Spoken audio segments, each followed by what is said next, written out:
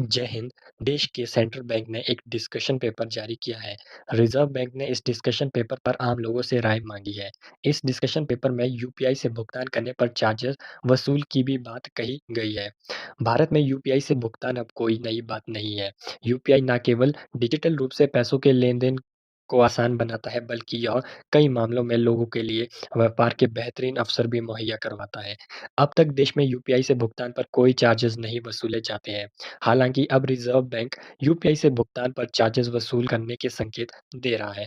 देश के केंद्रीय बैंक ने इसके लिए एक डिस्कशन पेपर जारी किया है। रिज़र्व बैंक ने इस डिस्कशन पेपर पर आम लोगों से राय माँगी है। इस डिस्कशन पेपर में यूपीआई से भुगतान करने पर चार्जेस वसूल की भी बात कही गई है। ऐसे में इस बात की संभावना बढ़ गई है कि आने वाले समय में यूपीआई से भुगतान करते समय हमें कुछ चार्जेस देने पड़े। भारतीय रिज़र्व बैंक देश में भुगतान प्रक्रियाओं के डेवलपमेंट और भुगतान को सुनिश्चित करने के लिए तैयार की गई बुनियादी संरचनाओं की लागत वसूल करने की तैयारी कर रहा है। आरबीआई के डिस्कशन पेपर में कहा गया है कि यूपीआई भी आईएमपीएफ की तरह एक फंड ट्रांसफर सिस्टम है, इसीलिए इस पर भी आईएमपीएफ की तरह ही चार्जेस लगना चाहिए।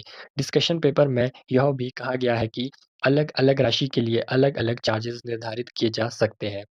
भारतीय रिज़र्व बैंक ने अपने डिस्कशन पेपर में कहा है कि यूपीआई एक फंड ट्रांसफर सिस्टम के रूप में पैसों का रियल टाइम ट्रांसफर सुनिश्चित करता है।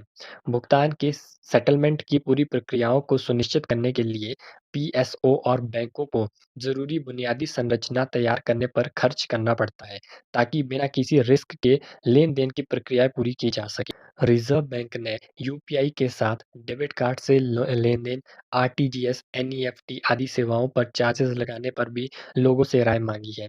आरबीआई ने कहा है कि debit card payment system, real time gross settlement, national electronic fund transfer payment system से भुगतान पर चार्जेस वसूलना अतर्कित बात नहीं है, क्योंकि इन सेवाओं को सुनिश्चित करने के लिए एक बुनियादी संरचना तैयार की गई है, जिस पर बड़ा निवेश किया गया है।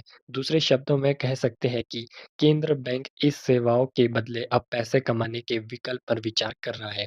आपकी इस पर क्या राय है? आप कमेंट करके बता सकते हैं। और अगर चैनल पे पहली बार आए हैं, तो वीडियो को लाइक करना एंड चैनल को सब्सक्राइब करना मत भूलना। ऐसी ही और वीडियो देखने के लिए धन्यवाद।